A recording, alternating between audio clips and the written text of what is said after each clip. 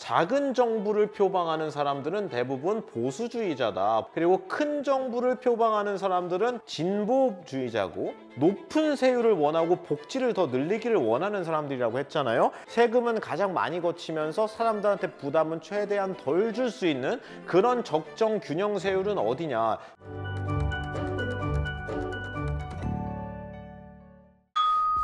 한균수의 경제사용설명서 11번째 시간입니다. 이번 시간에는 세금에 대해서 얘기를 해보도록 하겠습니다. 세금이라는 게 경제에 어떤 영향을 미치는지, 우리 생활에는 어떤 영향을 미치고, 정부는 이 세금을 어떤 방식으로 어떤 목적을 위해서 활용하는지까지 전반적으로 얘기를 다 해보도록 하겠습니다. 11번째 경제사용설명서, 오늘은 세금입니다. 지금 바로 시작합니다.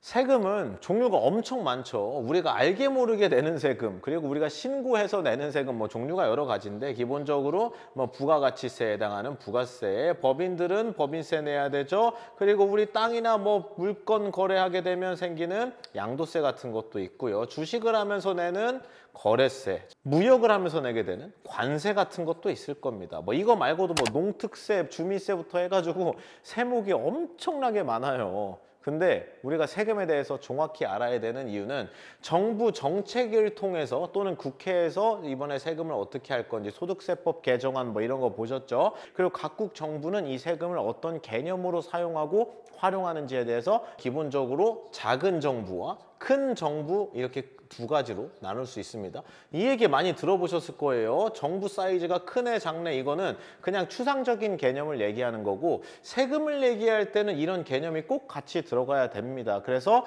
어떤 정부는, 예를 들어서 트럼프 행정부는 작은 정부를 표방한다, 이런 얘기 많이 보셨을 텐데, 실제로 트럼프가 대표적으로 작은 정부를 표방하는 사람입니다. 그럼 이거를 알고 넘어가야 된다 그랬죠. 어떤 개념적인 차이가 있는지 먼저 말씀을 드려보겠습니다. 작은 정부는 기본적으로 시장의 개입을 최소화해요. 예를 들어서 어떤 사람이 서로 거래를 한다. 그럼 우리가 거기에 세금이나 이런 거 개입을 최대한 덜 할 테니까 자유도가 높아지겠죠. 누가 거래하고 사고 팔고 그러는데 자유도가 올라가고, 여기에 세금을 최대한 낮게 해줍니다. 그 작은 정부는 기본적으로 세율이 다 낮아요. 그리고 트럼프 대통령도 법인세 이미 자기가 집권 1기 때 낮춰놓은 거를 더 낮춰준다고 얘기하고요. 상속세, 증여세 같은 거 공제 한도를 끌어올려서 세금 내지 마세요. 그 대신 열심히 일하세요 라고 얘기하는 거고, 여기서 상식을 하나 더 하자면 작은 정부를 표방했던 사람이 있습니다. 미국의 레이건 대통령이죠. 트럼프 대통령의 기본적인 정책 모토가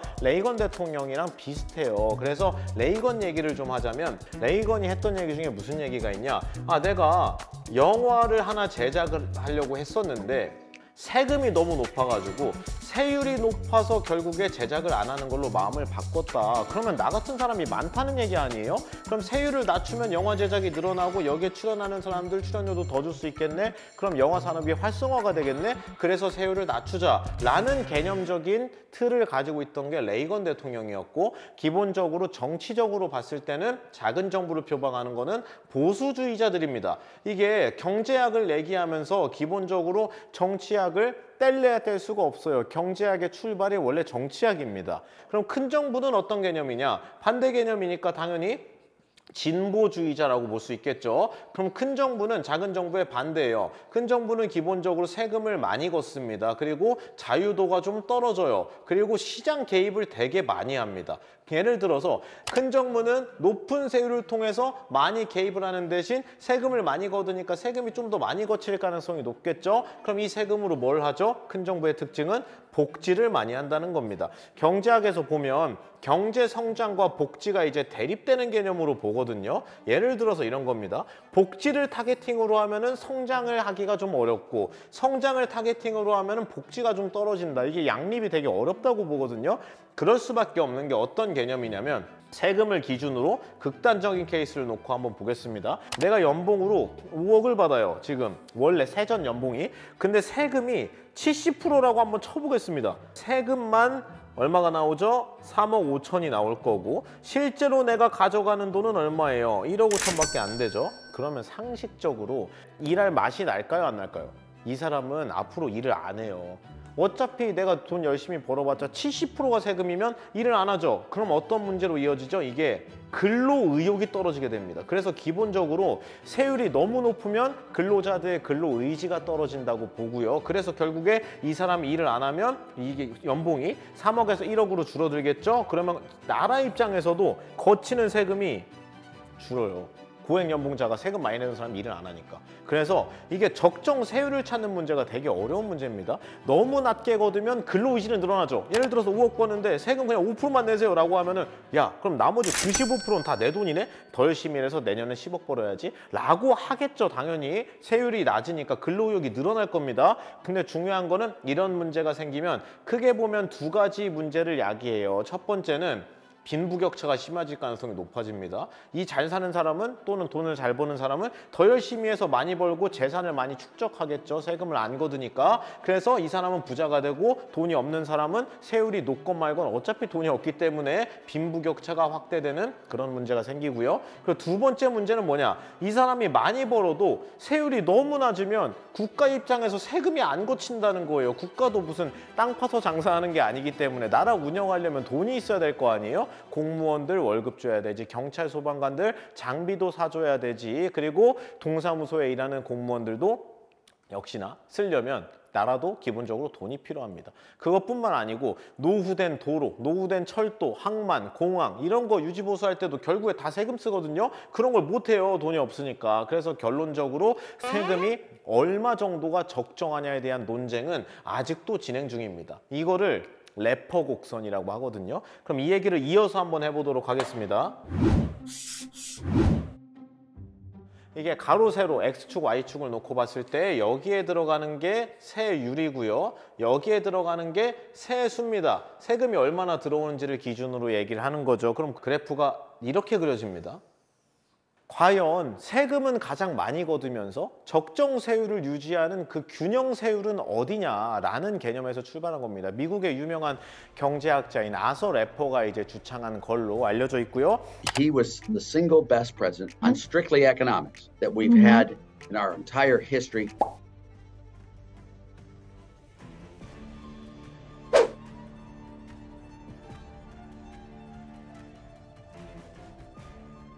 세율이 예를 들어 여기가 0%라고 그냥 쳐볼게요. 그리고 여기가 한 40%라고 대충 쳐보고 여기가 80%라고 그냥 쳐보겠습니다. 예를 들어서 그러면 0%에서 세금이 점점 올라갈 때는 세수가 거친다. 그러니까 사람들이 지금까지는 일을 열심히 하는 거예요. 근데 여기가 예를 들어가지고 한 50%라고 그냥 가정을 해볼게요. 실제로는 50인지 아닌지 모릅니다. 가정을 해볼게요. 그럼 50%까지는 세금을 올릴 때, 세율을 올릴 때 세금이 더 많이 거쳐가지고 좋은데 50%가 넘어가기 시작하면 사람들이 이제 일을 별로 안 하는 거예요. 세금이 덜 거치기 시작하는 겁니다. 그럼 결국에는 가장 적정 세율, 세금은 가장 많이 거치면서 사람들한테 부담은 최대한 덜 줄 수 있는 그런 적정 균형 세율은 어디냐. 지금 여기를 찾는 게임을 하는 거거든요. 이걸 기준으로 했을 때 제가 무슨 얘기를 했었죠? 작은 정부를 표방하는 사람들은 대부분 보수주의자다. 보수다 정치적으로. 그리고 작은 정부는 낮은 세율을 원한다. 세금을 낮게 하고 자유도를 올려준다 그랬죠? 그리고 큰 정부를 표방하는 사람들은 다 진보주의자고 그리고 여기는 높은 세율을 원하고 복지를 더 늘리기를 원하는 사람들이라고 했잖아요. 그럼 생각을 해보세요. 우리가 중요한 건 여기가 얼마인지 몰라요 지금. 근데 당연히 보수주의자, 대표적으로 부시 대통령, 트럼프 대통령, 레이건 대통령 같은 사람을 봤을 때는 이게 어디 있다고 생각을 하죠? 이게 여기라고 얘기하는 겁니다. 여기라고. 큰 정부를 표방하는 대표적인 진보주의자, 바이든 대통령 아니면 해리스 부통령 이런 사람들 또는 오바마 같은 사람들은 당연히 세율이 또 높아야 되기 때문에 이게 여기 있다. 그래프가 이렇게 그려진다 라고 주장하는 겁니다. 래퍼 곡선을 얘기하면서 진보와 보수주의자의 생각이 좀 다르다고 말씀을 드렸는데 진보주의자들은 래퍼 곡선 존재 자체는 인정을 해요. 근데 래퍼 곡선이 모두 다 맞다고 생각을 안 합니다. 왜냐면은 이런 뷰도 있을 수 있는 거예요. 가장 많은 세금을 걷기 위해서 적정 세율을 찾자. 이것도 중요하지만 진보주의자들이 봤을 때는 이거 하나만 단편적으로 보면 안 되고 결국에는 복지도 많이 해야 되고 사회적으로 들어가는 재원이 많기 때문에 그리고 빈부격차를 줄이는 효과를 위해서라도 세금을 좀 더 올려야 된다. 그런 입장을 가지고 있는 경우도 있습니다. 그런데 이거 누구 말이 맞는지 정확히 확인이 가능할까요? 이거 말고도 대내의 변수가 고려해야 되는 게 엄청나게 많은데 그러니까 모르는 겁니다. 그래서 결론적으로 이 둘이 맨날 싸우는 거예요. 내 말이 맞다, 네 말이 맞다라고 얘기하면서. 그게 사회 경제학의 특징입니다.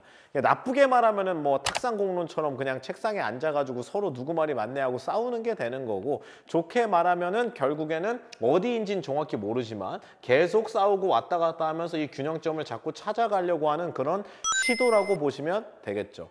세금이라는 건 국가가 운영되려면 어차피 내야 되는 거예요. 그래서 결국에는 대한민국 국민으로서 또는 우리나라뿐만이 아니라 다른 나라의 국민들도 모두 납세의 의무를 집니다. 우리가 납세를 하려고 하는 그 납세의 의지를 더 좋게, 더 좋은 방향으로 끌어올리는 방법은 우리가 얼마를 냈건 그게 중요한 게 아니라 우리가 낸 세금이 정확히 좋은 곳에 깨끗하고 좋은 목적에 장기적인 비전을 가지고 쓰여야 된다는 겁니다. 내가 세금을 적게 내고 있다고 하더라도 결론적으로 내가 낸 세금이 질질 새고 부패에 쓰이고 세금이 낭비되고 있다는 걸 안다면 세금을 적게 내고 있어도 내기가 싫을 거예요. 그리고 내가 안 그래도 많이 내고 있는데 내 세금 녹는다, 세금 살살 녹는다 이 얘기가 나오면 당연히 서로 안 내려고 버티겠죠.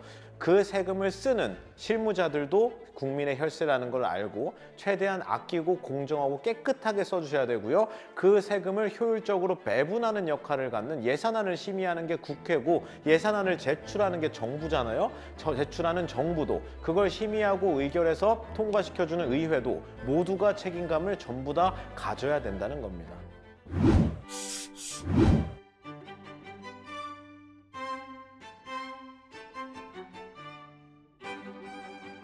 오늘 얘기한 세금 강의 전반적으로 잘 이해하셨으리라 생각을 합니다. 세금 얘기는 여기서 마무리하도록 하겠습니다. 세금 얘기 여기서 끝!